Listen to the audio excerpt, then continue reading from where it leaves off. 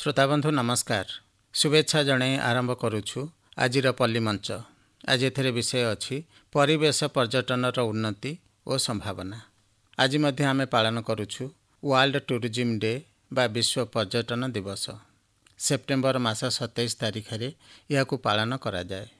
पर्यटन एभली एक विभाग जहाँ राज्य और देशर प्रत्येक विभाग बा क्षेत्र को समृद्ध करिबारे सहाय्य करे। विशेषकर आमर अर्थनीति, कला, संस्कृति, राजनीति, सामाजिक चालीचलन को प्रभावित करे। जो जगह पर्यटन पई प्रसिद्ध, जो जगह को बाहर लोक बहु परिमाण रे बुलिबा को आसंती, सेठारे कृषि, हस्तशिल्प, कुटीर शिल्प जेकोसी व्यवसाय वाणिज्य अति लाभजनक होइथाए। ता द्वारा आमर आर्थिक अभिवृद्धि घटिबा सह देशर मध्य आय बढ़ी थाए। आम राज्यर हेउ अबा देशर पर्यटनरू आय हेउथिबा अर्थ अन्य आय तुलन रे अधिक थाए। अर्थात सरकारक मुख्य आय भितरे पर्यटन गोटे मुख्य और सहज पंथा। तेणु एई पर्यटक मानकु आकृष्ट करिबा पई आम ओडिशारे अनेक पर्यटन स्थल अछि, जेउठिकी राज्य बाहरु एवं विदेशरू अनेक पर्यटक आसीथांती। एई पर्यटन स्थल को आउरी लोकप्रिय एवं एथुरु आमर आय बढ़ाइबा पई ए विश्व पर्यटन दिवसरू आमे प्रेरणा नेबा दरकार। आम पर्यटन स्थल को प्रचार प्रसार करिबा दरकार। ए वर्ष विषय रखा जाइछि टूरिज्म एंड पीस, पर्यटन एवं शांति। आम ओडिशारे उदयगिरी, खंडगिरी, ललितगिरी, कोणार्क सूर्य मंदिर, पुरी जगन्नाथ मंदिर, नंदनकानन, भितरकनिका, चिलिका, शिमिलीपाल एमती अनेक स्थान अछि जेउठी बुलिबा सह मनरे शांति अनुभव करि हुए। हाँ श्रोता बंधु, आमे एबे स्वच्छता ही सेवा पक्ष पालन करुछे। ए स्वच्छता पर्यटनर विकास एवं मनर शांति पाई गोटे प्रधान कार्य।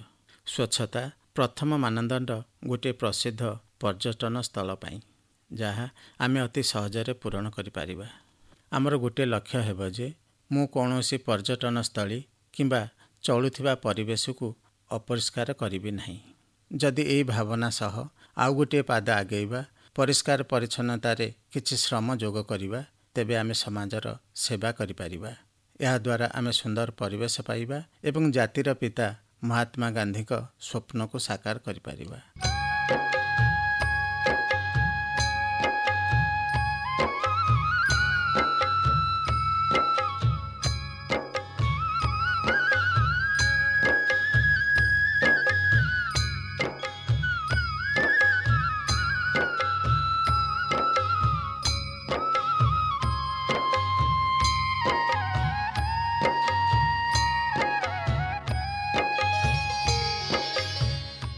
श्रोता बंधु, डेरी नकरी सुनिबा आजिर आलोचना परिवेश पर्यटनर उन्नति और संभावना। विशेषज्ञ अछंती संजय कुमार स्वाई, तांका सह कथा हेउचंती जुगल किशोर पंडा। श्रोता बंधु, सतरे कहले वन एवं वन संपद बिना आपण कौन बंची पारिबे? थरे चारिआडे आखि बुले देखि नियंतु, देखिबे आपनकर प्रत्येक जिनिसरे वन किंबा वन संपदर छाप रहिछि। सार्टटे पिंधुचंती, जोताटे पिंधिचंती, खाद्य पदार्थ ଏବଂ ଅସ୍ୱଭାବ ସବୁକିଛି ତ ବନ ଦ୍ୱାରା ହିଁ ତିଆରି ହେଇଛି। ଏବଂ ଯେତେବେଳେ ଆପଣ କେଉଁଠି ବୁଲିବା ପାଇଁ ଯାଆନ୍ତି ଚିତ୍ତ ବିନୋଦ ପାଇଁ, ସେତେବେଳେ ମଧ୍ୟ ଆପଣ ଖୋଜନ୍ତି ଗୋଟେ ସୁନ୍ଦର ଜାଗା, ପ୍ରାକୃତିକ ପରିବେଶ ଭିତରେ ଆପଣ 2 ଘଣ୍ଟା 3 ଘଣ୍ଟା ବିତେଇ ଦେଲେ ମନ ଆପଣ ପ୍ରଫୁଲ୍ଲ ହେଇଯାଏ। କିନ୍ତୁ ଆମେ କେବେ ବୁଝିଛୁ କି ଏଇ ଯେଉଁ ଇକୋ ଟୁରିଜିମ୍ ବା ପରିବେଶ ପର୍ଯ୍ୟଟନ ଆମକୁ କିପରି ଭାବରେ ପ୍ରଭାବିତ କରିଛି ଏବଂ ପରିବେଶ ପର୍ଯ୍ୟଟନକୁ ସୁଚାରୁ ଭାବରେ ପରିଚାଳନା କରିବା ପାଇଁ ଆମର କ'ଣ ଭୂମିକା ରହିଛି, ସରକାରଙ୍କର କ'ଣ ସବୁ ଯୋଜନା ରହିଛି ଏବଂ ଆଗକୁ ଆମେ ଏହି ପରିବେଶ ପର୍ଯ୍ୟଟନକୁ କିପରି ଆଗେଇ ନେଇପାରିବା। ଆସନ୍ତୁ ଆଜି ସେ ସମ୍ପର୍କରେ ଆଲୋଚନା କରିବା। ଆମ ସାଙ୍ଗରେ ଅଛନ୍ତି ରାଉରକେଲା ବନଖଣ୍ଡ ଅଧିକାରୀ ଶ୍ରୀଯୁକ୍ତ ସଞ୍ଜୟ କୁମାର ସ୍ୱାଇଁ। ଶ୍ରୀଯୁକ୍ତ ସ୍ୱାଇଁ, ଆମେ ଆପଣଙ୍କୁ ଆମ କାର୍ଯ୍ୟକ୍ରମ ସ୍ୱାଗତ କରୁଛୁ। ନମସ୍କାର। ନମସ୍କାର, ଧନ୍ୟବାଦ। ପ୍ରଥମ ପ୍ରଶ୍ନ ଲୋକଙ୍କ ମନରେ ଆସେ, ଆମ ଓଡ଼ିଶାରେ ସର୍ବମୋଟ କେତେଟା ବନଖଣ୍ଡ ଅଛି? ଆମ ଓଡ଼ିଶାରେ ଆମର ଟେରିଟୋରିଆଲ ଡିଭିଜନ ଏବଂ ୱାଇଲ୍ଡ ଲାଇଫ୍ ଡିଭିଜନ ଏମିତି ମୋଟ 50ଟି ବନଖଣ୍ଡ ରହିଛି। ତା ସହିତ ଆମର ଯେଉଁ କେନ୍ଦୁପତ୍ର ବନଖଣ୍ଡ ଗୁଡ଼ିକ ଆମର ଓଭରଲ୍ୟାପିଂ ସିଏ ଆଉ 16ଟି କେନ୍ଦୁପତ୍ର ଡିଭିଜନ ରହିଛି। ଆପଣ ହେଉଛନ୍ତି ରାଉରକେଲା ବନଖଣ୍ଡ ଅଧିକାରୀ। ହଁ, ରାଉରକେଲା ବନଖଣ୍ଡ ଅଧିକାରୀ କେଉଁ କେଉଁ ଅଞ୍ଚଳକୁ ନେଇକି ଗଠିତ? ହଁ, ରାଉରକେଲା ବନଖଣ୍ଡରେ 6ଟି ବନାଞ୍ଚଳ ବା ଫରେଷ୍ଟ ରେଞ୍ଜ ରହିଛି, ଯେମିତିକି ଆମର ପାନପୋଷ, କୁଆଁରମୁଣ୍ଡା, ବୀରମିତ୍ରପୁର, ବିଶ୍ରା, ରାଜଗାଙ୍ଗପୁର ଏବଂ ବାଙ୍କି ଏଇଭଳି 6ଟି ବନାଞ୍ଚଳ ରହିଛି। ଏଇ ଯେଉଁ ଆମେ ଆଜି ଆଲୋଚନା କରିବା ପରିବେଶ ପର୍ଯ୍ୟଟନ ସମ୍ପର୍କରେ, ହଁ ରାଉରକେଲାର ଯେଉଁ ଅଞ୍ଚଳ ଆପଣ କହିଲେ ତାହା ସାଧାରଣତଃ ଜଙ୍ଗଲ ଭରା ଅଞ୍ଚଳ। ହଁ ସୁନ୍ଦରଗଡ଼ର ଯେଉଁ ଅଞ୍ଚଳରେ ଜଙ୍ଗଲ ରହିଛି, ଗଛ ରହିଛି, ପ୍ରାକୃତିକ ପ୍ରାଚୁର୍ଯ୍ୟ ରହିଛି। ହଁ ତେଣୁ ଏଇ ଯେଉଁ ପରିବେଶ ପର୍ଯ୍ୟଟନ ଶବ୍ଦଟା ଇକୋ ଟୁରିଜିମ୍, ଏଇଟା କ'ଣ ବୁଝିବାର ଅର୍ଥ? ବହୁତ ଭଲ ପ୍ରଶ୍ନଟିଏ ଯେ ପଚାରିଲେ। ସାଧାରଣ ଲୋକମାନେ ହଁ, ପ୍ରଶ୍ନ ହଁ, ଆସିବ, ହଁ। ସେ କ'ଣ ବୁଝିବ? ପରିବେଶ ପର୍ଯ୍ୟଟନ ବା ଯୋଉଟା ସମସ୍ତେ ଜାଣନ୍ତି ଇକୋ ଟୁରିଜିମ୍ ନାଁରେ, ଏଇଟା ହେଲା ଗୋଟେ ରେସ୍ପନ୍ସିବୁଲ୍ ଟ୍ରାଭେଲ୍ ବା ଗୋଟେ ଦାୟିତ୍ୱବାନ ଯାତ୍ରା। ଆମେ ଯେତେବେଳେ କରୁଛେ ଯେକୌଣସି ଜଙ୍ଗଲକୁ, ଯେକୌଣସି ସାଙ୍ଚୁଆରୀକୁ ହଉ, ଯେକୌଣସି ଜାତୀୟ ଉଦ୍ୟାନକୁ ହଉ ବା ଯେକୌଣସି ବଡ଼ ଜଳଭାଗ ଯେମିତି ଆମର ଭିତରକନିକା ରହିଛି, ଆମର ଦେବୀ ମୁହାଣ ରହିଛି, ଏଇଭଳି ବଡ଼ ଜଳଭାଗ, ବିଶେଷ କରି ଯେକୌଣସି ପ୍ରାକୃତିକ ଜାଗାକୁ ଆମେ ଦାୟିତ୍ୱବାନ ଯାତ୍ରା କରିବା, ଯାହାଦ୍ୱାରା କି ନ୍ୟାଚୁରାଲ ଏରିଆର କୌଣସି କ୍ଷତି ହେଇନଥାଏ, ବରଂ ନ୍ୟାଚୁରାଲ ଏରିଆର ଯେଉଁ ଆମର ଫରେଷ୍ଟ କନଜରଭେସନ୍ ହେଲା ବା ଆମର ଏନଭାରମେଣ୍ଟାଲ କନଜରଭେସନ୍ ହେଲା, ଏଇ ଜିନିଷ ଗୁଡ଼ିକୁ ଆମେ ଲକ୍ଷ୍ୟ ରଖିଥାଉ। ଏବଂ ଯେକୌଣସି ଲୋକର ରେସ୍ପନ୍ସିବୁଲ୍ ଟ୍ରାଭେଲ୍ ବା ଦାୟିତ୍ୱବାନ ଯାତ୍ରା ଦ୍ୱାରା ଆମର ସେଇ ପ୍ରାକୃତିକ ଜାଗାର ଉନ୍ନତି ଘଟିବା ସହିତ ବନ ବିଭାଗର ଉନ୍ନତି ଘଟିଥାଏ।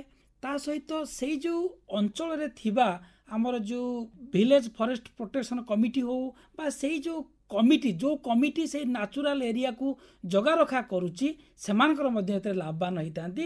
ତେଣୁ ରେସ୍ପନ୍ସିବୁଲ୍ ଟ୍ରାଭେଲ୍ ଯେଉଁଥିରେ କି ଆମର ଉଭୟ ଆମର ପରିବେଶର ସୁରକ୍ଷା ହେଲା, ଆମର ରାଜ୍ୟର ଉନ୍ନତି ହେଲା, ବନ ବିଭାଗର ଉନ୍ନତି ହେଲା ଏବଂ ବିଶେଷ କରି ଆନନ୍ଦ ପାଇଲେ। ଲୋକମାନଙ୍କର ଆର୍ଥିକ ଅବସ୍ଥାରେ ମଧ୍ୟ ବ୍ୟାପକ ପରିବର୍ତ୍ତନ ଘଟିଥାଏ। ସେଇଟା ହେଲା ଇକୋ ଟୁରିଜିମ୍। ଯଦି ଆମେ ଆଲୋଚନା କରିବା ଓଡ଼ିଶା କଥା, ଯେଉଁଥିରେ କି ଭଲ ଜଙ୍ଗଲ ଅଞ୍ଚଳ ଅଛି, ବିଭିନ୍ନ ଅଞ୍ଚଳ, ଆପଣ କୋରାପୁଟ କୁହନ୍ତୁ, ମାଲକାନଗିରି କୁହନ୍ତୁ, ସୁନ୍ଦରଗଡ଼ କୁହନ୍ତୁ, ଆଠମଲ୍ଲିକ କୁହନ୍ତୁ, ଭଲ ଭଲ ଜଙ୍ଗଲ ଅଛି ଏବଂ ସୁନ୍ଦର ଉପକୂଳ ପରିବେଶ ରହିଛି ମଧ୍ୟ।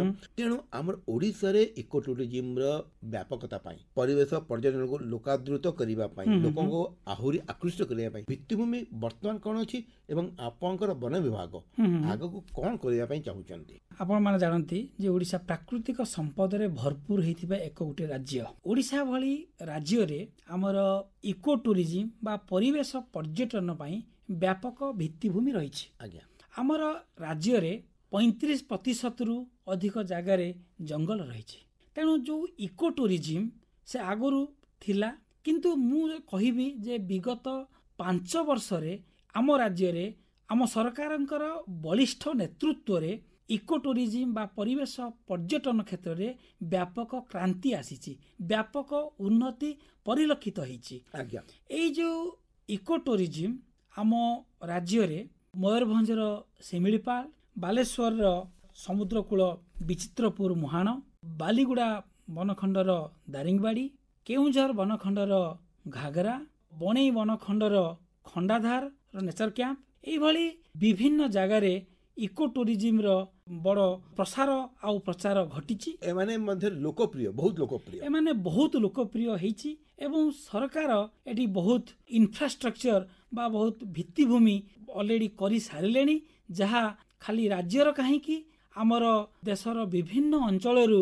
ପର୍ଯ୍ୟଟକମାନଙ୍କୁ ଆକୃଷ୍ଟ କରିଛି ଏବଂ ରାଜ୍ୟ ବାହାରୁ, ଦେଶ ବାହାରୁ ମଧ୍ୟ ବହୁ ପର୍ଯ୍ୟଟକ ଏହି ଅଞ୍ଚଳକୁ ଆସିକିରି ପର୍ଯ୍ୟଟନର ମଜା ଉଠାଉଛନ୍ତି। ଏଇଠି ଗୋଟେ କଥା ଆସୁଛି ଯେ ଯେତେବେଳେ ଆମେ ଇକୋ ଟୁରିଜିମ୍ ବା ପରିବେଶ ପର୍ଯ୍ୟଟନକୁ ଯାଉ, ଆମର ଗୋଟେ ଗୁରୁ ଦାୟିତ୍ୱ ଥାଏ ଯେ ଆମେ ନିଶ୍ଚିତ ଭାବରେ ଆମୋଦ ପ୍ରମୋଦ କରିବୁ, ଉପଭୋଗ କରିବୁ, କିନ୍ତୁ ତା ସହିତ ଆମେ ଜଙ୍ଗଲ ଏବଂ ପରିବେଶର ସୁରକ୍ଷା କରିବୁ। କାରଣ ଯଦି ପରିବେଶ ବା ଜଙ୍ଗଲ ନଷ୍ଟ ହୋଇଯାଏ ତେବେ ତାର ମୂଲ୍ୟ ରହିବ ନାହିଁ। ତେଣୁ ଏପରି ଘଡ଼ିସନ୍ଧି ମୁହୂର୍ତ୍ତରେ ଲୋକମାନେ ଆନନ୍ଦ ପାଇବେ, ଉପଭୋଗ କରିବେ, ମଜା ଉଠେଇବେ ଏବଂ ପରିବେଶର ସୁରକ୍ଷା ମଧ୍ୟ ହେବ, ବିଶେଷ କରି ଜଙ୍ଗଲ ପରିବେଶର ସୁରକ୍ଷା।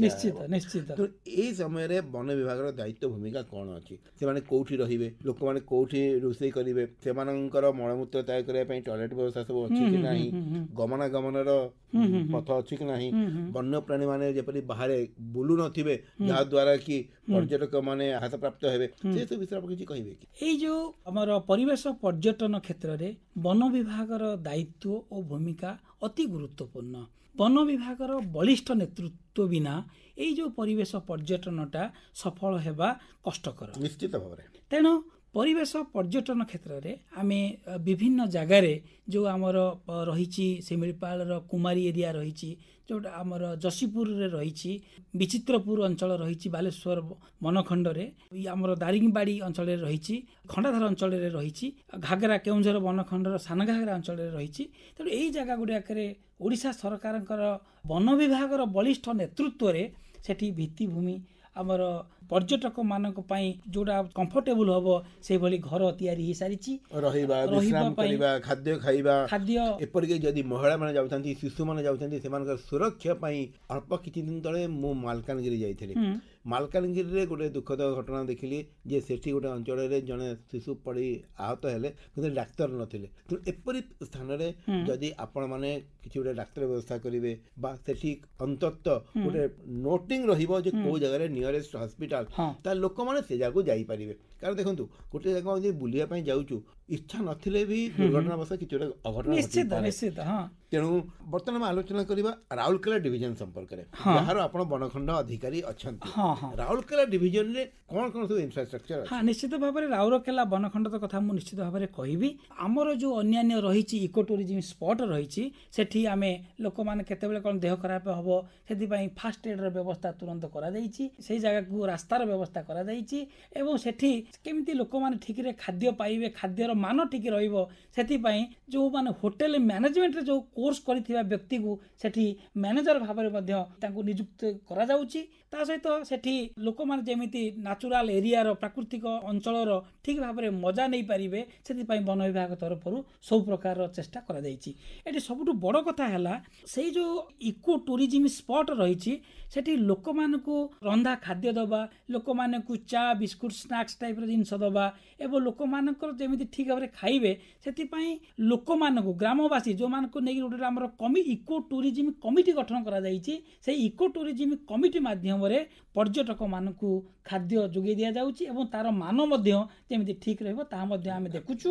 ୟା ଦ୍ୱାରା କ'ଣ ହେଉଛି, ସେଇ ଯେଉଁ ଭିଲେଜ ଇକୋ ଟୁରିଜିମ୍ ଗ୍ରୁପ ସେମାନେ ମଧ୍ୟ ତାଙ୍କର ପାରିଶ୍ରମିକ ପାଉଛନ୍ତି, ସେମାନେ ତାଙ୍କର ଲାଇଭଲିହୁଡ୍ ଇମ୍ପ୍ରୁଭମେଣ୍ଟ ହେଉଛି ଏବଂ ଟୁରିଷ୍ଟ ଆସିବା ଦ୍ୱାରା ସରକାରଙ୍କର ଯାହା ରେଭିନ୍ୟୁ ରହିଛି ସେଥିପାଇଁ ସରକାରଙ୍କ ମଧ୍ୟ ରେଭିନ୍ୟୁ ଜେନେରେଟ୍ ହେଉଛି। ଆର୍ଥିକ ସ୍ଥିତିରେ ଏକ ସିଗ୍ନିଫିକାଣ୍ଟ ଡେଭଲପମେଣ୍ଟ ମଧ୍ୟ ଆମର ଇକୋ ଟୁରିଜିମ୍ ମାଧ୍ୟମରେ ହେଇପାରୁଛି। ଲୋକଙ୍କର କ'ଣ ହେଉଛି ଆର୍ଥିକ ସାମାଜିକ ଉନ୍ନତି?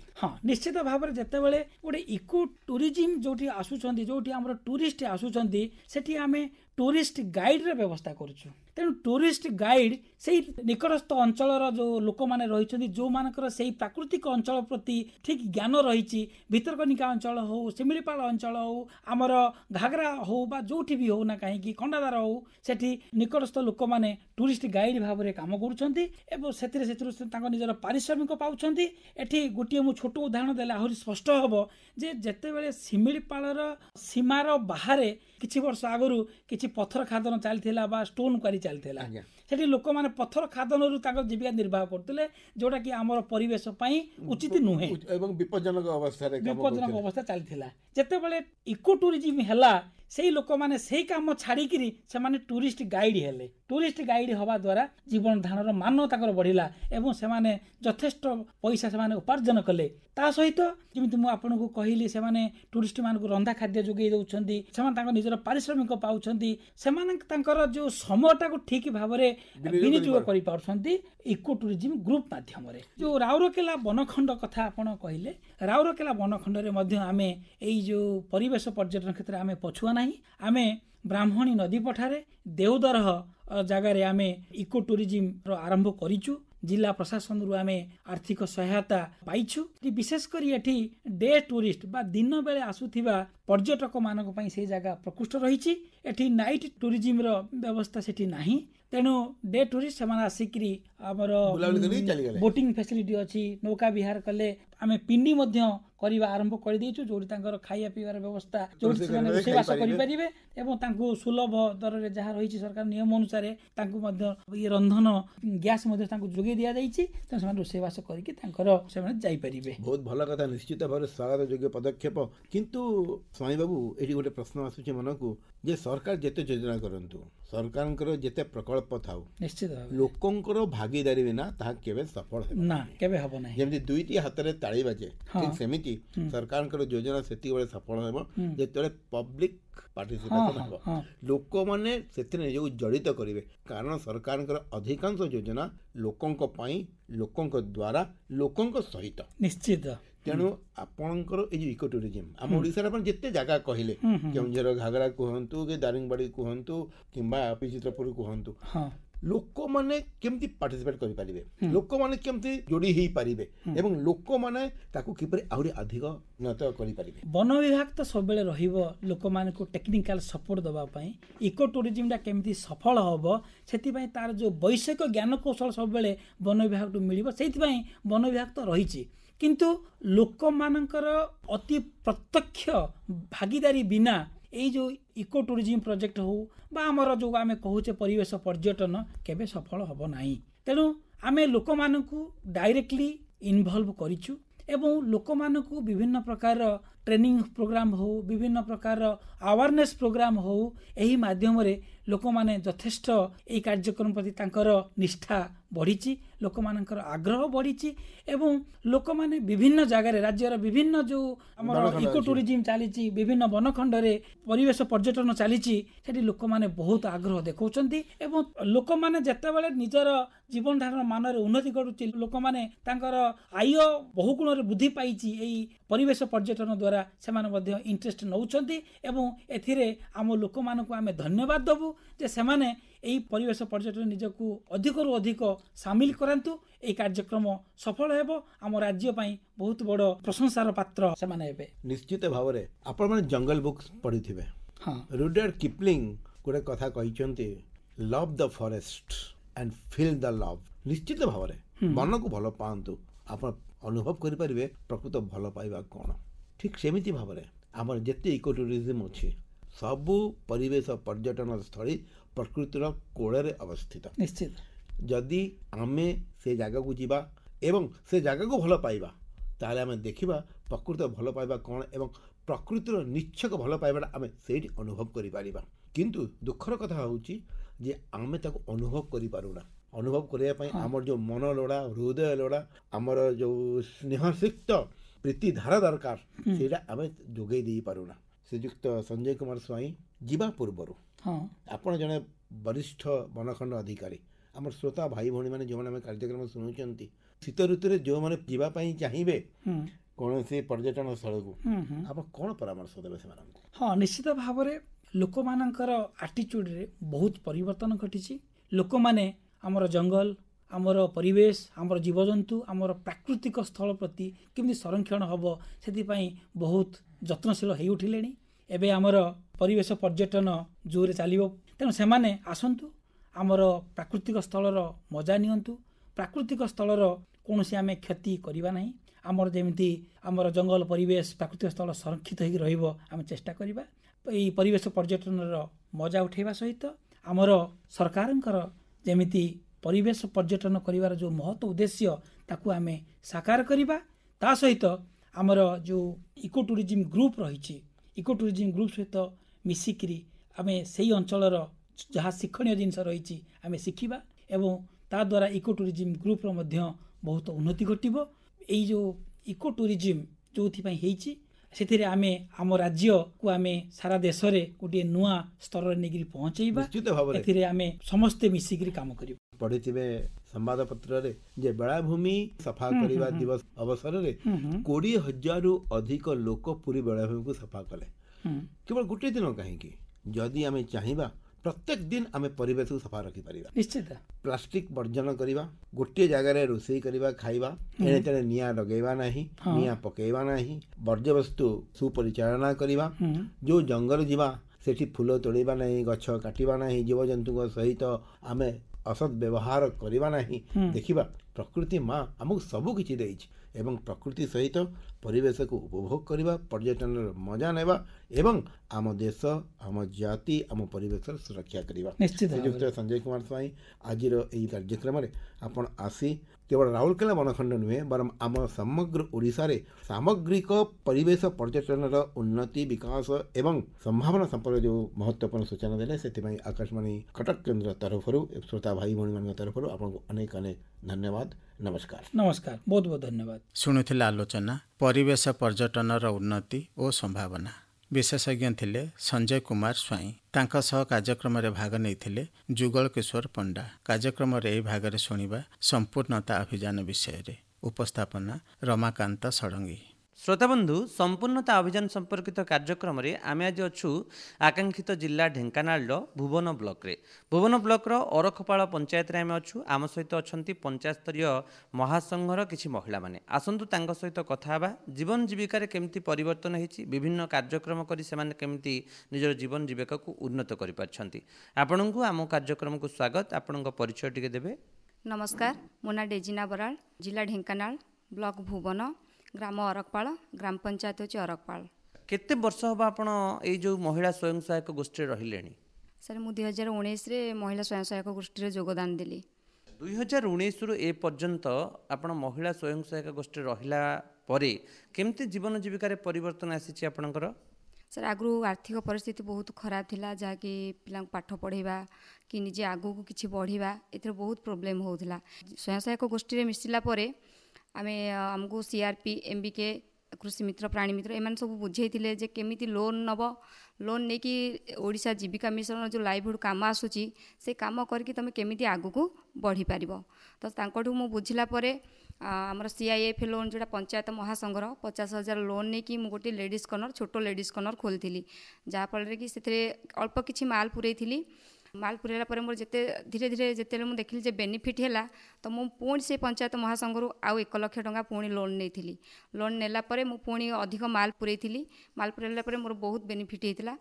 गोटे महिला भाव में आप व्यवसाय को जीवा कहीं बेले बेले कौन हुए ना आम समाज रे बहुत अच्छी जे पुरुष माने व्यवसाय करती से लेडीज कॉर्नर हो कि अन्य कार्यक्रम हो, किंतु विभिन्न समय आपण मन गोटे भावना आसला जे मु गोटे लेडीज कॉर्नर करी गोटे व्यवसाय को जीवी।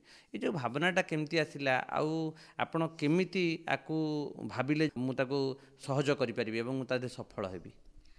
सर प्रथमतः जिते घर आर्थिक परिस्थिति खराब थिला, आमे जिते आमर सीआरपी मानू कहतलु कि आमको किसी एसएच रु सुधरे आनिकी पैसा दियो बोली, से आमको बुझेइथिले तुम सुधरे नहीं कि कहीं पैसा खर्च करिवो, तुम सीआईएफ लोन मिलुची से पैसा को नियो आउ किछि दुकान हो कि किछि अलगा किछि बिजनेस गोटे कर, आउ तुम घर पाखे जगह अच्छी तुम से दुकान तैयारी करि परिबो आ निजे बसी परिबो, एपटे फैमिली की देखि परिबा ता सहित बिजनेस भी करि परिबो। आमर सर जमी कथार अच्छी गोटे कि माँ हेले पाठ होई देश जीव आगोई सही परिका जदि महिला माने सब पछरे रही जिवे आगो को केबे बढ़ी पारिबे नाही। आजिकालिका महिला माने भी जेकी चंद्रपृष्ठ रे भी पहुँची सारे, तो से हमको बहुत प्रोत्साहन देइथिले कि आ बहुत बुझेइथिले कि नाही तमे एमिति कले आगो को बढ़ी पार। तो तांको कथा को आम अनुकरण करिकी तांको गोटे विश्वास करके से लोन आनिकी लेडीज कॉर्नरटा करिया परे मोर सारे आगो को डेभलप हो चलची। वर्तमान जो लेडीज कॉर्नर टी अच्छी आपण पाखापाखी मासकू से केते टंका रोजगार करि परचंती? सारे मासकू पाखापाखी से 30,000 पाखापाखी रोजगार होची। से मोर जदि सारे 15,000 टंकार मु माल्स मेटेरियाल्स पुरोची आ 15,000 सारे मोर हेतु लाभ हो पारुची, जहाँ सारे कि लेडीज कॉर्नर आमर अधा को अधा बेनिफिट हो जाए। विभिन्न समय रे आपण जेतिकी रोजगार करूचंती पाखापाखी 15,000 टंका आपण लाभ होउची एवं सेथरु आपण गुजराण मेंटेई पारचंती। तेबे विभिन्न समय रे ए जो कार्यक्रम करिवा पई सरकारी कर्मचारी बैंक एमानकर सहयोग आवश्यक, सेमानकर सहयोग आपण केमिति मिलथिला? सियोर सर से माने हमको बुझाती जे तुम ये जो दुकान टे करछ ताकू आहरी आमठू लोन बिना सुधरे कि आमर सीआईएफ रो 1% सुधरे तुम नियो लोन नियो आउ आगु को आउ टिके दुकान टी को बहुत बड़ कर आउ याठू अधिक भी तुम जमी बेनिफिट हो पार से सब हमको बुझाते आसिक। मते कहतु जे वर्तमान समस्या कौन रही, कौन समस्या जदि समाधान हुए ताहले आम महिला मानकर अधिक अधिक उन्नति हो पारिबो? सर समस्या है कि आमर सबू महिला माने कौन कर सर खाली रोसई कर घरे बसुँच, एमती कि बहुत एजुकेटेड महिला अच्छा जो मैंने कि खाली घरे चुली कड़े धरिकी बसुँच। तो से मु कहि कि आपण माने जो ओडिशा जीविका मिशन आमको जो काम जोगे दउची आमको बैंक तरफ हो कि सीआईएफ हो कि वीआरपी हो से जो तांको माध्यम रे जो लोन टी आमको दउचंती बिना सुधरे कि कम सुधरे ताकू आमे नबा आमर जेकोसी बिजनेस हो कि काम हो लगेबा आ आगु को बढ़िबा। विभिन्न समय ये तो थिला बाहर जो महिला मानकर कथा किंतु आपणकर महासंघरे बा आपणकर जो कार्यक्रम रे आउ कौन समस्या रहउची जो समस्यार समाधान होता जो समस्यार सरकार जदि समाधान करते ताले अधिक अधिक लाभ पाते आपण जेमति कि अधिक लोन हो कि अधिक प्रशिक्षण हो एमती किछि लोन आकार हेले तो आमको एबे भी सरकार अनाउंस करछन जे हमको 10 लाख पाखापाखि हमको लोन दिया जीव बिना सुधरे किंतु सर जो प्रशिक्षण कथा कहले जदि हमर पंचायत संघ हो कि पंचायत स्तरीय कि ब्लॉक स्तरीय हमर महिला मानकू जेकोसी विभाग रे हो जदि तांको ट्रेनिंग दिया जाता ताले बहुत भलो होता कारण लोक माने किछि सिखि पाउ नाहंती बोली कोनोसी गोटे काम करि पारु नाहंती जदि आमको पाखापाखि कारण एमाने गृहिणी घर छाड़ी के सेमान तो बाहर जाइकी रेसिडेंटली रही पारु नाहंती सेथिपई किछि प्रशिक्षण सेमाने नै पारु नाहंती जदि आमको आम निज पंचायत भितर ट्रेनिंग टी दिया जिवो ताले बहुत सेमाने उपकृत हेबे। बहुत बहुत धन्यवाद आपण बहुत मनर कथा कहते एवं जहाँ अंचल समस्या थिला ताको मध्य कहते आपण जीवन जीविका केमती वृद्धि करछंती से विषय मध्य कहते आपण आगामी दिन में मध्य आहुरी भल काम करंतु आगकू बढ़ंतु आपणकर बिजनेस जहाँ अच्छी आपणकर जहाँ बेपार अच्छी व्यवसाय अच्छी ताकू मध्य आगकू बढ़ांतु आम अनुष्ठान तरफ आपनको बहुत बहुत धन्यवाद आपणकर मनर कथा कहिथिबारु धन्यवाद सर।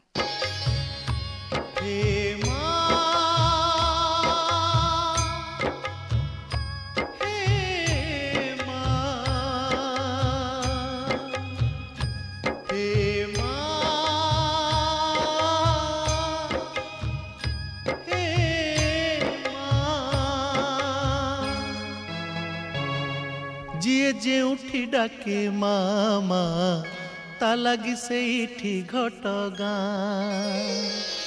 जिए जेउठी डाके मामा ता लगी सेठी घटगां छाई परी तू सबुठी अछु एबाकु सहारा जय जय तारिणी माँ जय जय तारिणी माँ जिए जेउठी डाके मामा ता लगी सेठी घटगां जिए जेउठी डाके मामा ता लगी सेठी घटगां।